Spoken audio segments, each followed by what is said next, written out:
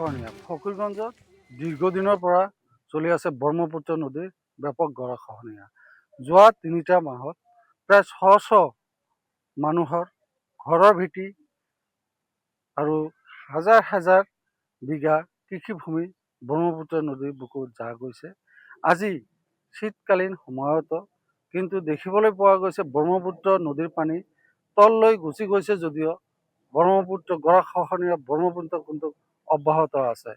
আজিও তজনজ কৰি আছে মানুহৰ সপোনৰ ঘৰ বাৰী গৰাখহনীয়াৰ কবলত পৰিছে হেজাৰ হেজাৰ ঘৰ দুৱাৰ। এই মুহূৰ্তত মই উপস্থিত আছো ফকীৰগঞ্জত যি গৰাখহনীয়া স্থল, এই গৰাখহনীয়া স্থলত আহি ধাপানপাৰাত আহি আমি উপস্থিত হৈছোঁ। ইয়াত স্থানীয় ৰাইজ আছে, স্থানীয় ৰাইজৰ পৰা আমি জানিবলৈ যত্ন কৰিম কেনেকুৱা ধৰণৰ গৰাখহনীয়া হৈ আছে এই বিষয়ে আমি জানিবলৈ যত্ন কৰিম। কি ক'ব? প্ৰথমত আপোনালোকৰ চেনেলক ধন্যবাদ। কি কম সেইটো কোৱাৰ ভাষা নাই আচলতে।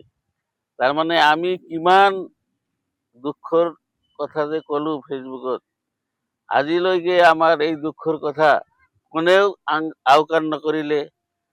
এই নদী এতিয়া ইমান পানী কমিছে, তাৰ পিছতো আপোনালোকে চাব পাৰে এই যে নাও লোড কৰি আছে, এই নদী ভাঙি আছে। মনত পৰে এনেকুৱা অৱস্থা যে ইয়াত মানে প্ৰতিনিধি নাই, কোনো নেতা নাই, এখেতে মানে গৰুৰ দালালৰ নিচিনা, গম পাইছে?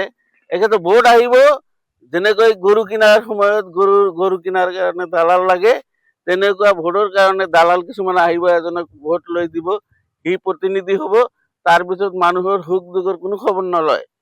আপোনালোকে চিন্তা কৰক কিমান দিন ধৰি ভাঙি আছে, ইয়াত কোনো প্ৰতিনিধি নাহে, চাবলৈ নাহে। তেনেহলে এই মানুহবিলাকৰ পইচা নাই, ইয়াৰ পৰা ভাঙি ক'ত যায়, তেখেতৰ কোনো সম্পত্তি কিনাৰ পইচা নাই, ক'ত থাকে, এই যে ঘৰ ইয়াত ভাঙি চুৰি থৈ দিছে, কোন ঠাই নাই যে তাত লৈ পেলাই সেইবিলাক ঘৰ উঠাব। এতিয়া ইলেকশ্যন আহি আছে, ভোটৰ কাৰণে আহিব। দীৰ্ঘদিন ধৰি অজিত চৌধুৰী আমাৰ ইয়াৰ মানে MLA হৈ আছে, মানে এত বেছি ভোট পাই